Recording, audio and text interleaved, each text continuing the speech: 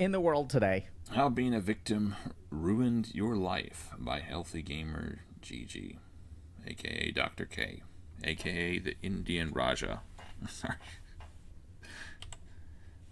That's not racist. I'm calling him a king, okay? It's not racist if it's positive, right? Now, that's actually an interesting point. Like, technically, we tend to think of racism as being just like a negative whatever, but it feels like, at least back in the day, the notion was that being racist was treating people differently. Whether it was good or bad, you're singling them out in a way that's unique to their race, so that's kind of racist, whether it's good or bad, right? Wish we could kind of get back to that. In the world today, there are a lot of people who make their suffering, their problems, a part of their personality.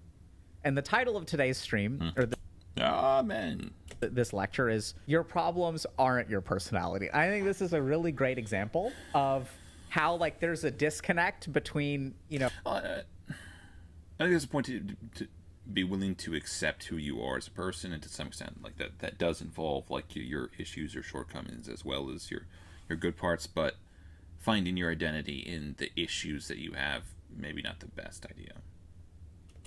Some of our content team and what I'm about to say. Well, you know what's actually the worst part these days?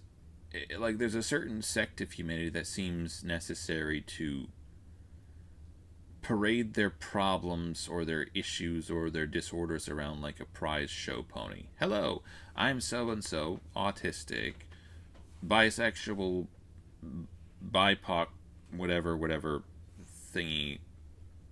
Yeah, like, it's just, yeah, sure, didn't need to know any of that. Just, I don't know if like that's the, I don't know. It feels like the weirdest way for you to start a relationship with someone is that they basically are just, I don't know. It just feels odd. Feels weird.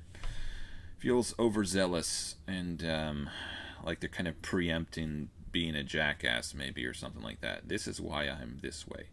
That's kind of one of the reasons, actually, I don't really want to get diagnosed with whatever, because I imagine there's probably something that I could, get diagnosed with. But why would you want to justify mediocre behavior on your own part? Why wouldn't you want to, strive to be better? Because so for the record, I do feel like I would be the type of person who would. I tend to be a little bit of a narcoleptic. What's the word for one who like always is imagining themselves as having diseases? Is that dang it all. Because what we're going to talk about today is how some people's problems become their personality. So I know the title is like Your Problems Aren't Your Personality, but actually the really crazy thing, so if you look at the science of the tendency for interpersonal victimhood, what you discover is there is like a personality construct that is the tendency for interpersonal victimhood. So actually the really crazy thing is that it is a normal human mechanism to turn your problems into your personality. And I think this tweet is really great because it says, we've become too articulate about our suffering and too inarticulate about our strength. The more elegantly we describe our wounds, the harder it becomes to leave them behind. And I think that is kind of the key there. Like, people very much, maybe it's just the ethos of the era, that people want, again, at least people in a very specific sect, they'll just begin conversations with, hey, I'm so-and-so, and this is whatever, and they're very, very eager to say, this is my quest, this is my problem, this is my glitch, and it's probably going to be your problem now. That's why I'm mentioning it, so I can do whatever I want and you can't judge me or some crap. Because maybe that's it. That's an ungenerous take on it, but it does feel like that can be the tendency. That people want you to know that they have this issue, so that, yeah, it maybe almost is conducive to the notion of them not trying as hard. That's I guess what I want to like. When a struggle becomes part of your identity, overcoming it feels like a betrayal of who you are. And I would wholeheartedly agree with this tweet. And not only do I No, I guess I would tend to think that there is, or was, in the very near past, of like very much a reward mechanism for being weak or for seeming to be weak, at the Victim Olympics or whatever, intersectionality and crap. Wholeheartedly agree with it. We're going to show you all some fascinating research about there was a study I'd mentioned, I think, a while back. It was the notion that they had taken I don't know if they went into an orphanage or something, and the notion, I don't know if it was actually a study per se, but they discovered that with regards to babies, when there was no one to care for them, right, and they would cry and cry and cry and no one would come, eventually the babies would literally just stop crying because they knew no one was coming. It's a thing you would just, I assume, just figure out that, hey, and no one's coming, it's not working, whatever I'm doing isn't working.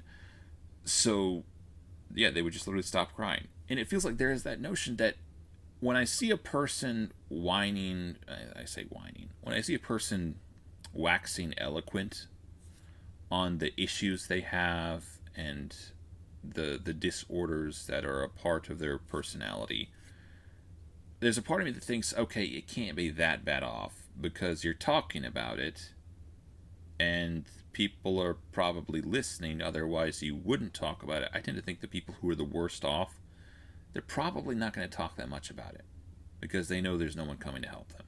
They know the people that are truly disenfranchised, they're not expecting a handout from people because they haven't been able to get that forever, right? So they're very much the type of self-made, I'll do it myself, okay?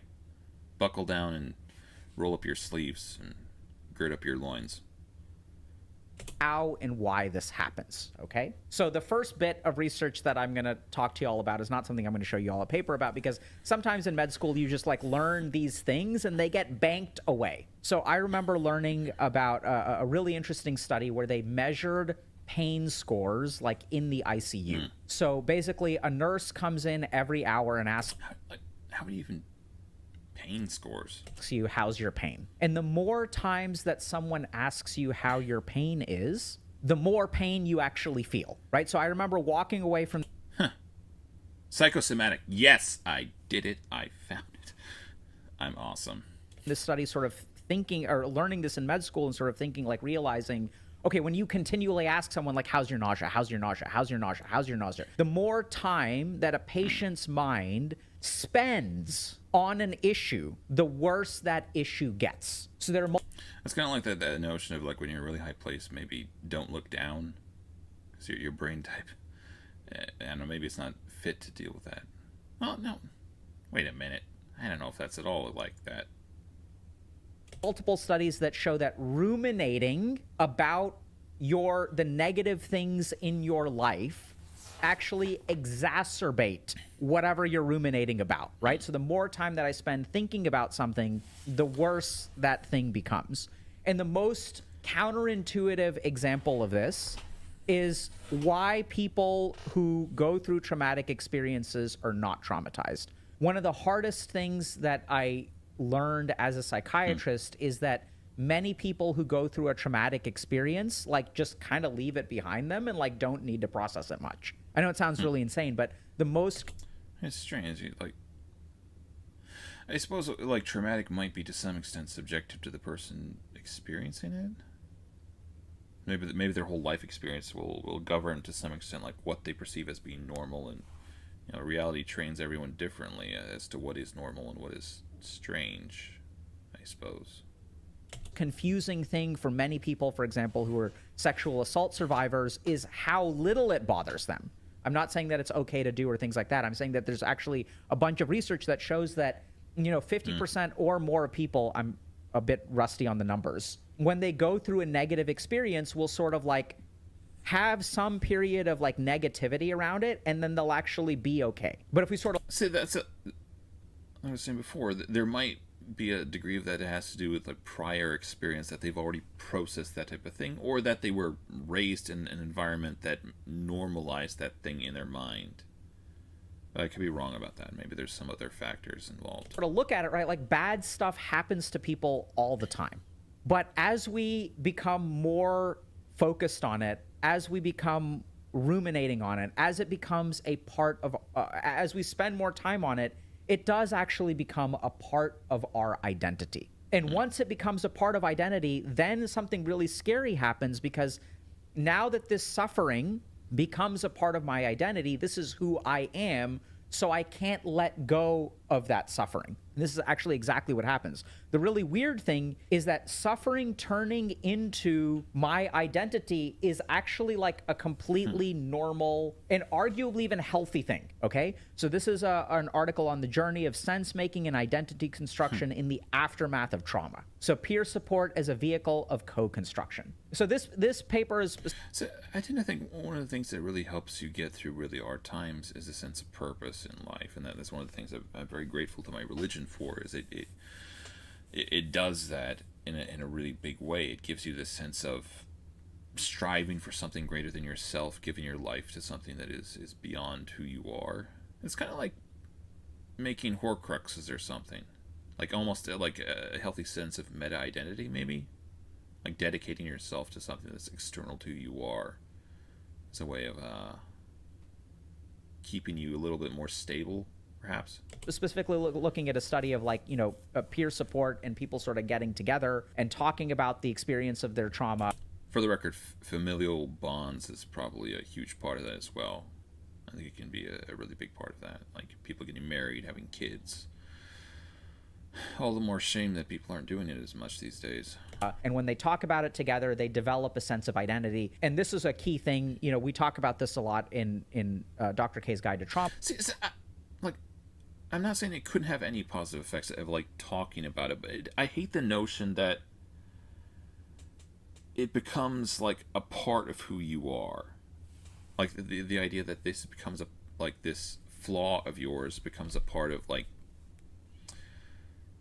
I don't know. About how, like, if you look at trauma, what trauma does is it shakes your sense of identity, right? I used to be this kind of person, and then I get traumatized, and now I don't know who I am. So there is a systematic process of reconstructing your identity in a healthy way that we lay out in Dr. K's Guide to Trauma, okay? So that's what I was thinking. The notion is that if you make this thing a part of your identity, it feels like it might solidify that thing as a problem. It's one of the issues I have with the notion of like describing myself too much, either in person or like maybe online, is that, okay, so I'm saying this is who I am, this is what I am. What if I change? Do I feel obligated to remain this thing now a little bit more so? I hate that notion in any case. Okay, so this can be a healthy part of trauma recovery. The problem is that sometimes when we experience a traumatic event, and maybe there's a way around that, for the record, and if we don't steer that narrative identity construction in the right way, the identity that we are left with is as someone who has been traumatized. Yeah, it feels like that type of broken and then healed in a twisted fashion, I think, is very hard to fix.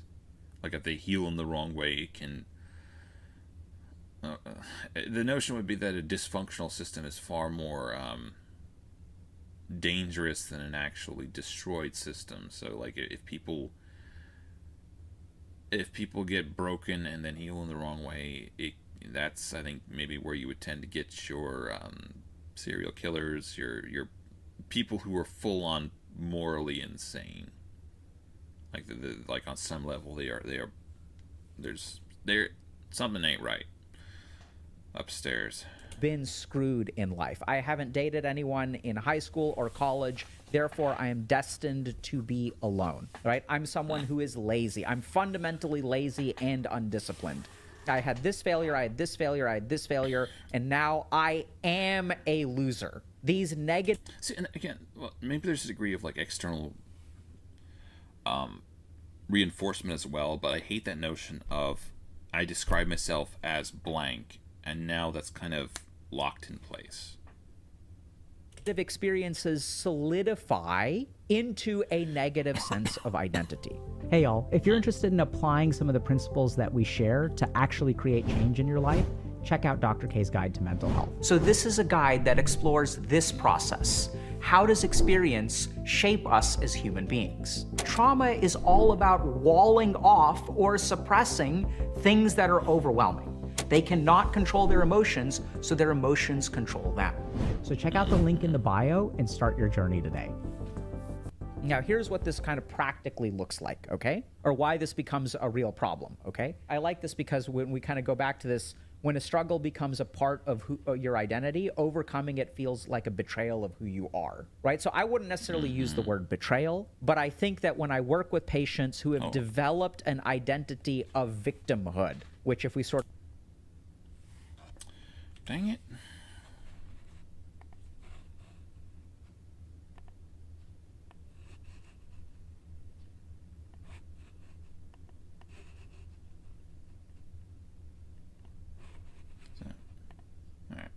Do. Look at this, victimhood as an identity. In the present research, we introduce a conceptualization of the tendency for interpersonal victimhood, which we define as an enduring feeling that the self is a victim across different kinds of interpersonal relationships. So the findings highlight the importance of understanding, conceptualizing, and empirically testing TIV, and suggest that victimhood is a stable and meaningful personality tendency, okay? Yeah. And there's a thing, too, like, people just, I think they tend to do what works. And it feels like for a very long time, our societies have rewarded people who come across as victimhoods or pitiable or whatever. So, like, I guess I don't know if I can really blame people for leaning into it a little bit. Feels like, at least in the aggregate, that would be kind of a strategy for some people. Okay, so here's what this practically looks like. Some people develop an identity based around their suffering. Now, here's the big problem with that. Once you develop an identity as a victim, what this study shows and other studies that sort of explore it will show is that once I am a victim, no matter where I go, that is who I am. Right? So like you may have encountered some of these people in life. You could be one of these people in life where like they're a victim like at Thanksgiving, they're a victim at their job. And it's really fascinating because once you tunnel down into the research of this. So I think what he's saying is really true here. There's actually there's a short video by the guy who created the Boondocks, which I've never actually watched, but it's an interesting one. He's actually talking about kind of the moral capital that has been used up quite greedily by the black community, and that was like a while back where he was talking about that. So I think it was quite insightful, especially for the time. But this notion that they had used up kind of they had operated up until that point from a position of kind of moral currency. They had that because of slavery, because of whatever. For the record, the Jews might be in kind of the same situation because of World War II. People have always seen them as this type of victimized group, and it's not necessarily, I think, incorrect perhaps to view them as such. I mean, obviously those things did happen. But one, I think there should be an expiration date at some point, and you shouldn't. Like the question is, to what extent do you use that thing back there to justify what they're doing now? At what point do you start to reassert the notion of personal agency, of whatever, and how far would you be willing to go? Sorry, this is completely diversion. There was literally a dude recently, I'm thinking he was down south somewhere, who I think a couple of boys had sexually assaulted, ostensibly, allegedly, whatever, a girl. And he starts to bring up racial undertones to this whole thing. And like there's a part of me that's like, I'm not even vaguely surprised at this. Of course, this was the next step. The next step, I guess, is pedophilia. I mean, yeah, sure, he raped that young boy / young girl, but think about the context, the historical trauma that he's been like. Really, is there anything you wouldn't justify that? Sorry, where was I going with this? There's that notion of moral currency that the guy was talking about. And it feels like pity is never, especially when it's unwarranted, when it's abused by people who don't really merit it. And for the record, I think it's a subset probably of black people / Jewish / whatever category you care to name, where there's whatever minority sect you want to name, where you have people who see that they are perceived a certain way by society at large, and they choose to abuse that goodwill that society at large has towards them because of whatever blank thing that happened, because they're disenfranchised, because of historical event, because of whatever. And they kind of ruin it for everyone else. And it is a finite thing. People will only feel bad for you for so long if you're milking a situation like that. Wow, that was long and very incoherent necessarily, but very rabbit hole-y. Rabbit trail? Bunny trail. It was a bunny trail.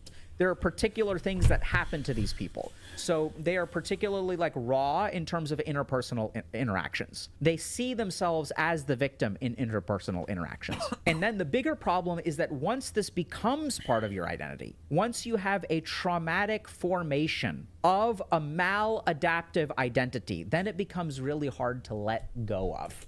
Maladaptive. I like that one. Malediction. That's what I like. It's like a benediction, only bad.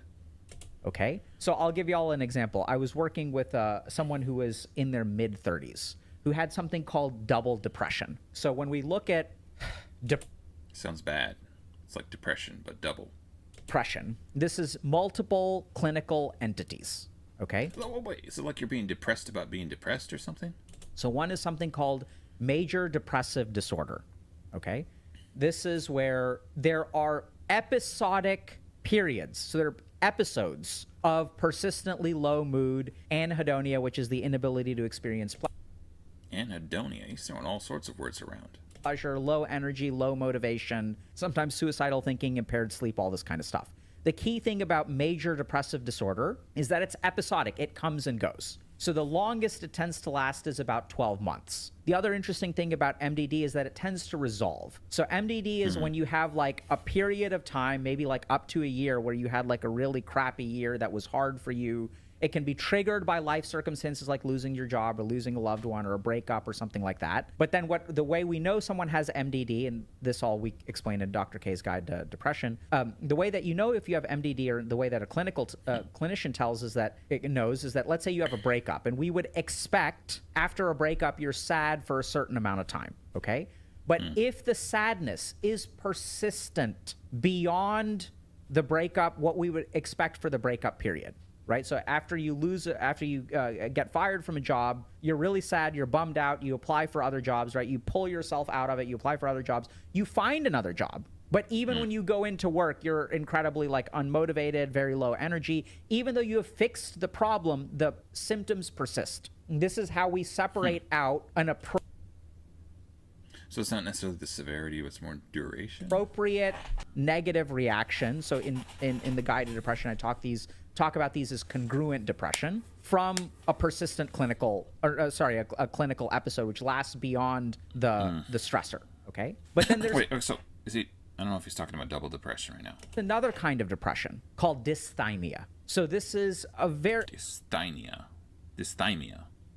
like the clinical construct behind this is like kind of variable. It's an older concept from psychiatry that we've sort of turned into something else. But I like this concept of dysthymia. So dysthymia is a persistent depressive state that is usually not as severe as major depressive disorder. So you're kind of sad for like 15 years at a stretch. And some That's strange. really unlucky people have both. So I'm persistently sad for a very long time, and I have episodes. Oh, okay, so it's two types of depression simultaneously. Okay, that makes sense. Anyways, you guys can go check this out if you like. Dr. K, How Being a Victim Ruined Your Life.